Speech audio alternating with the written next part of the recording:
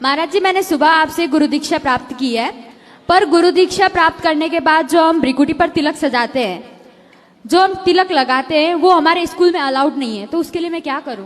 School वाले मना करते हैं क्या? हाँ जी, वो स्कूल वाले मना करते हैं। मैं 3-4 बार श्री लगा के गई थी वहां पे, उन्होंने थंब फिंगर से ऐसे उतार दिया, सीधा उतार दिया और बोला कि जाके मुंह धो के आओ।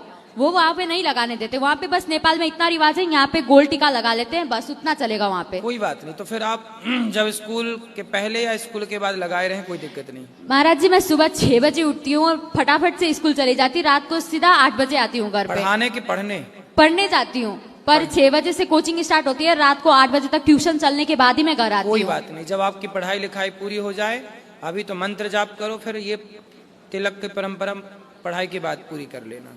ठीक है गुरु जी, राधे राधे। आप संध्या आरती में पढ़ते हो तत् का तिलक और ध्यान की धोती, ये मालाएं हमारी हैं, ये हमारे गहने हैं, एक भक्त के होने चाहिए। और परमात्मा ने कभी भी ऐसा तेज की आरती तेज का आगे, तेज का भोग तेज को लागे, तेज पखावे तेज ही बाचे, तेज ही नाचे तेज ही गावे, तेज का थाल तेज की बाती, तेज का पुष्प तेज की पाती, तेज के आगे तेज विराजे, कह कबीरा आरती साजे। अदली आरती अदल समोई, निर्भय पद में मिलना होई, दिल का दीप पवन की बाती, और चित्त का चंदन पांचों पाती, तत् का तिलक ध्यान की धोती, और मन की माला अजप्पा ज्योति।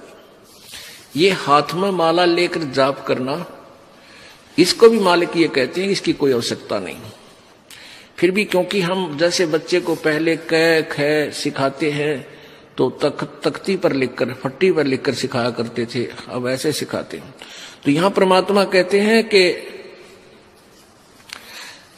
तत् का तिलक और ध्यान की धोती, तत् का तिलक यानी इस तिलक को लाने के लिए नहीं कहा कि आपके पास तत्व ज्ञान हो, और तत्व ज्ञान आप जब भी बोलोगे तुरंत प्रकट हो जाएगा, ये तेरा तिलक है। और ध्यान की धोती, मन की माला गले में डालने से कोई लाभ नहीं। जैसे मन है, इसको परमात्मा के नाम पर लगाए रख और इसको दिन रात इसके संबंधित जोड़े रख, ये वास्तविक माला है। तो ये परमात्मा हमें यही बताना चाहते हैं कि तुम जो साधनाएं कर रहे हो, इनसे कोई लाभ नहीं होगा। और कोई विकार नहीं छोड़ रखा उन कबीर पंथियों ने। सारे जर्दा खावें, बीड़ी पीवें और तमाकू खावें और पूजा, क्योंकि उनसे लाभ तो होना नहीं कोई।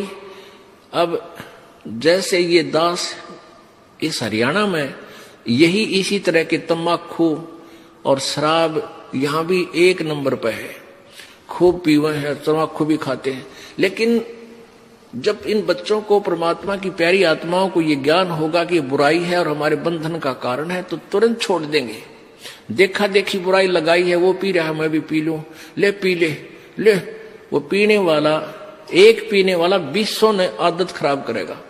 अब हमारे बच्चे उनको त्याग रहे हैं। सभी मेरे जो दास के अनुयायी हैं, परमेश्वर कबीर जी के सेवक हैं, ये अब सब बुराई त्याग देते हैं। इनको पता है कि भगवान चाहिए तो त्यागना पड़ेगा, ना तो मर कुएं में पड़ गए, फिर कोई लाभ नहीं होगा, हाहाकार मच जाएगी, घर में भी दुख होगा, शरीर में भी कष्ट हो जाएगा।